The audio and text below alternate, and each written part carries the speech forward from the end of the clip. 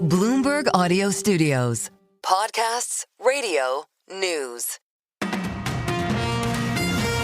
Good morning, I'm Nathan Hager. And I'm Lisa Mateo. Here are the top stories we're following today. Lisa, we begin this morning with a tense situation in Los Angeles. Anti-deportation protesters have been clashing with law enforcement for 3 days, in some cases committing violence and burning cars. L.A. Police Chief Jim McDonnell says the demonstration started peacefully, but things have gotten worse. This violence that I've seen is disgusting. It's escalated now since the beginning of this incident. What we saw the first night was bad. What we've seen subsequent to that is getting increasingly worse and more violent. Los Angeles Police Chief Jim McDonnell spoke after President Trump deployed more than 2,000 National Guard troops to L.A. over the weekend. He says he would not wait for Governor Gavin Newsom to ask for the reinforcements. That's their new thing. They're spit and worse. You know what they throw at them, right? And when that happens, I have a little statement. They say, they spit, we hit. But President Trump's move has local leaders saying it's only inflaming the situation. Here's Los Angeles Mayor Karen Bass.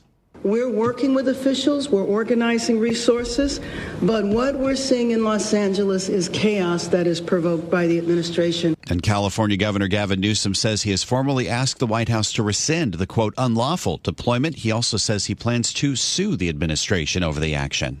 Nathan, back here in Washington, Republican leaders are trying to keep President Trump's tax and spending cut bill on track after the president's very public falling out with Elon Musk. House Speaker Mike Johnson is making it clear which side he's on. Elon's number one responsibility is to save his company. The president and I have the responsibility of saving the country, and that's what this bill does. And we're really excited and proud of this product, and we're going to get it delivered. House Speaker Mike Johnson spoke on ABC's This Week, as heard every Sunday on Bloomberg Radio. Senate Republicans appear to be shrugging off Elon Musk's harsh criticism that the bill will add to the deficit.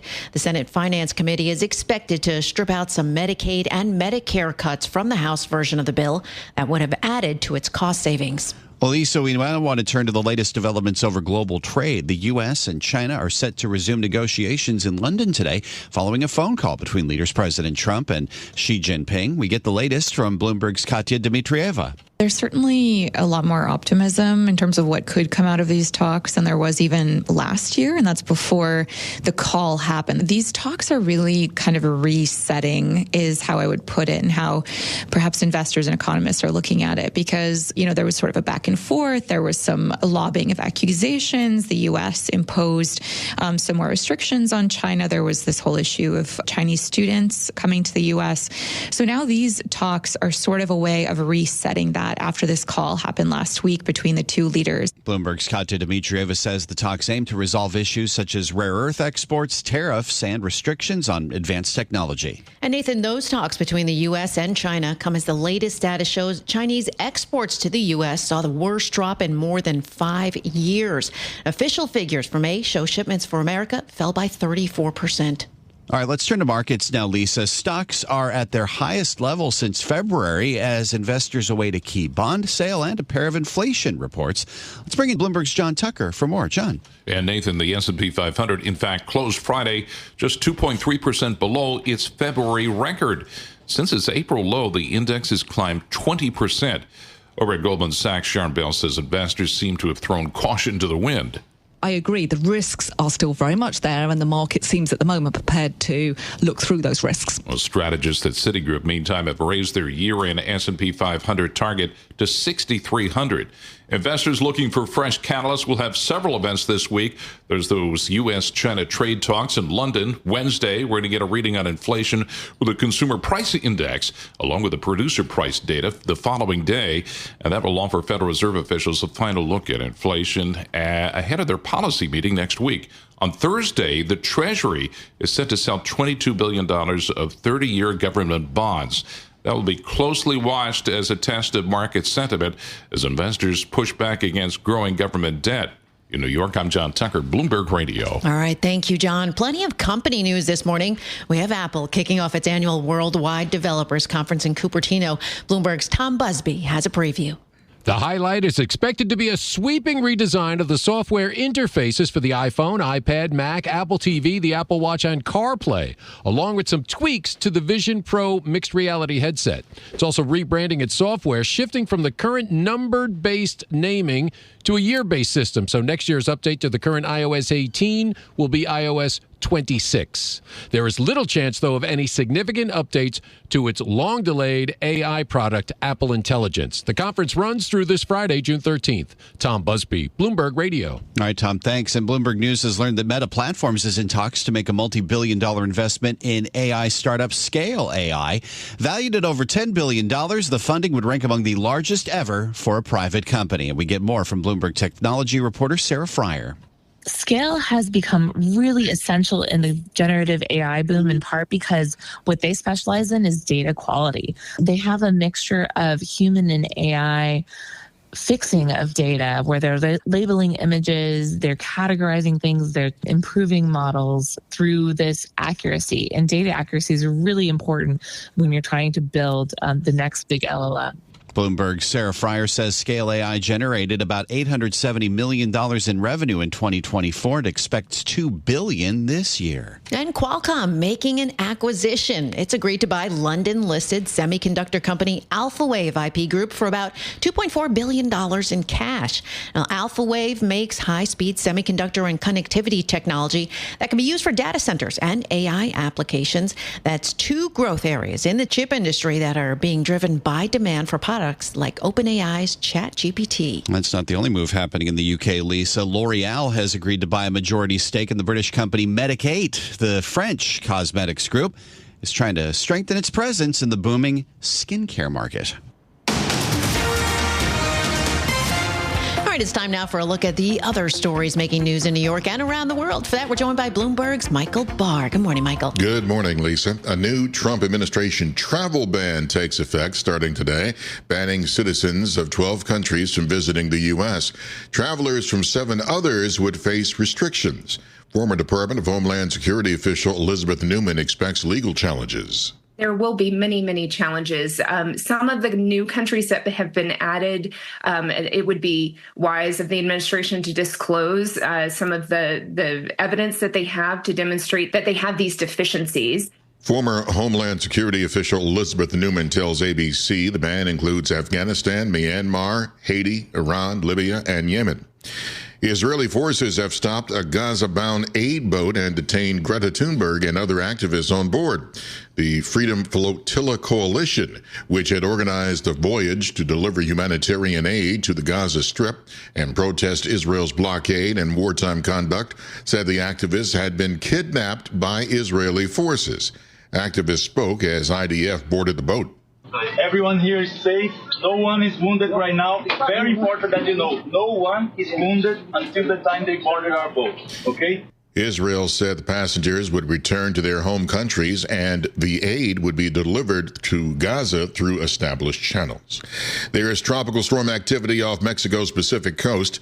Bloomberg meteorologist Craig Allen has the latest. Barbara has 65-mile-per-hour winds and increasing, but is moving away west-northwest at about 10 miles per hour. So the Mexico coastline may wind up with a flooding 2 to 4 inches of rain and rough surf and swells right along the coastline in the vacation areas and the mountainous terrain.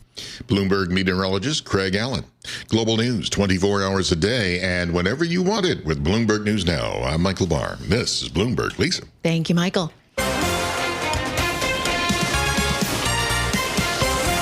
Time now for our Bloomberg Sports Update, brought to you by Flushing Bank. For that, we bring in John Stashower. Good morning, John. Good morning, Lisa. The first playoff game for Oklahoma City nearly 2 months ago was a win by 51 points. They had wins over Denver by 43 and 32, and their series clincher against Minnesota was a 30-point rout. Game 2 of the NBA Finals at OKC, not quite that one-sided, but the Thunder comfortably ahead all night. They beat the Pacers 123-107, and the series is tied at 1 as it goes to Indianapolis. The first Yankee-Red Sox series of the season. High scoring. Both teams scored 16 times through the first 2 games, and then last night at the stadium, 8 home runs were hit between the 2 two-run shots by Aaron Judge that came in the first and 9th innings. 5 Boston homers. Carlos Narvaez came up in the 6th with 2 on.